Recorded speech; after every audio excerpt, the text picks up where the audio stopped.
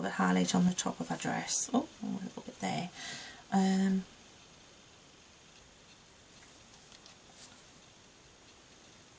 Just darkening in there a little bit more because it was diluted a little bit more than I wanted it to be.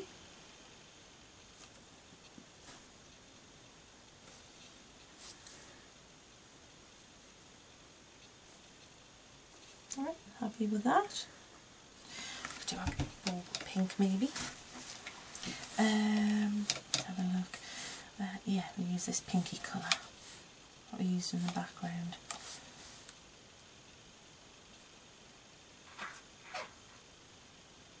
Yeah, remember to put the air freshener off next video we do. Note to self, that's what it was in case you're wondering. Usually got dogs barking in the background, cats trying to help out, so that's probably, again, it's a bonus, it's just an air freshener this time.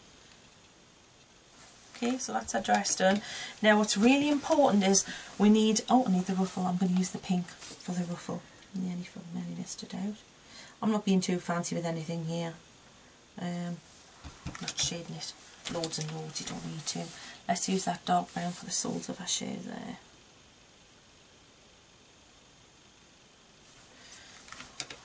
And we'll give her a little, yeah, we'll give her the purpley shoes to match her dress because she's like that. She's a very coordinated lady.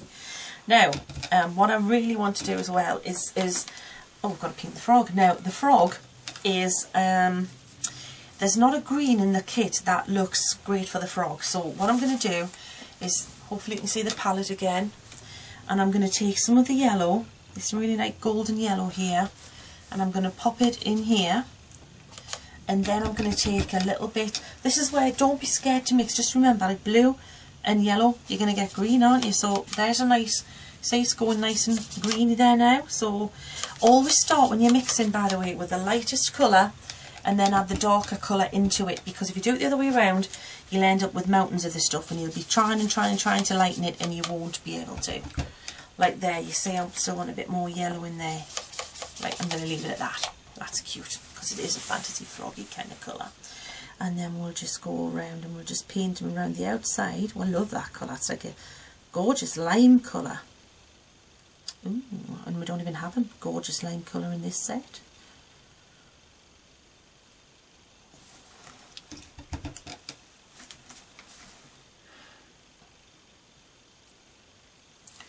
So, and then I'm just going to paint the little crown. Yellow, a bit there, and the same with hers. I've used the paint quite thick here.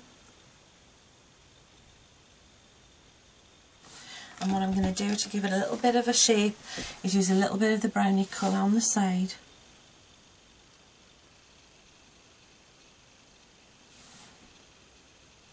And that gives it a little bit of kind of little bit dimension. And now we're definitely, it's just floating. She's a little hover girl. Oh, you know, I've just realised I didn't paint her neck earlier.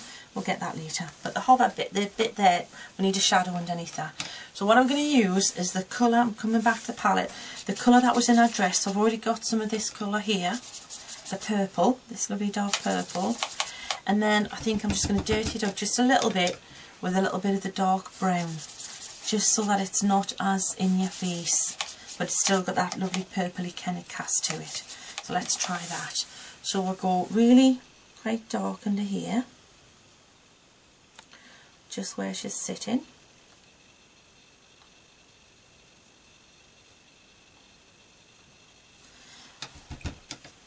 And then we can dry the brush again and then just drag the paint out.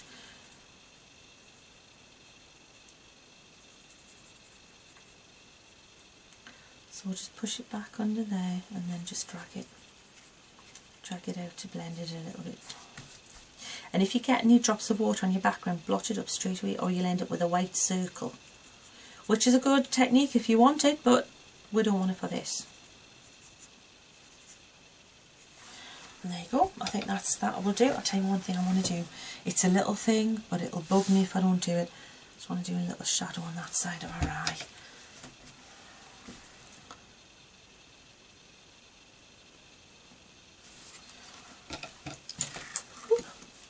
Now, really quickly. That was a good reminder. I know I haven't done a little earring there as well on her neck, but I don't want to. It's going to be like Coronation Street, the tutorial if I go on much longer. But what I want to show you is a little trick.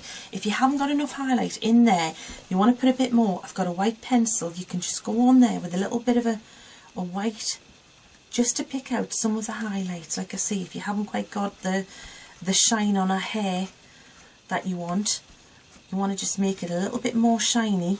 The white pencil's really nice and kind of soft and blendy and a lot more forgiving than a white pen, which is the other bit I want to show you now.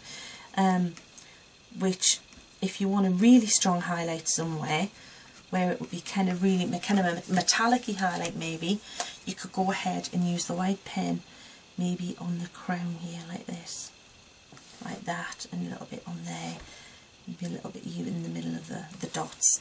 So don't be scared to use your other bits and pieces to add to it. Now that's it, voila, hopefully that's in shot, and it's another little different kind of colouring tutorial. You know, you could make it wasn't that difficult. I mean, I've only used one colour in a dress, one colour in a bow. I kind of really simplified it so it doesn't have to be an epic colouring event, but I think it looks really effective. I was happy with it. And as you can see, this is the card from the one I did earlier.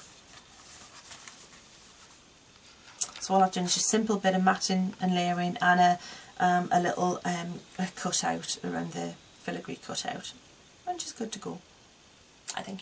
Oh, by the way, sorry, I forgot. Go to Sheena.tv if you want to find any links to tutorials, to products, to, well, anything you're looking for. That's the hub, Sheena.tv. Cheers.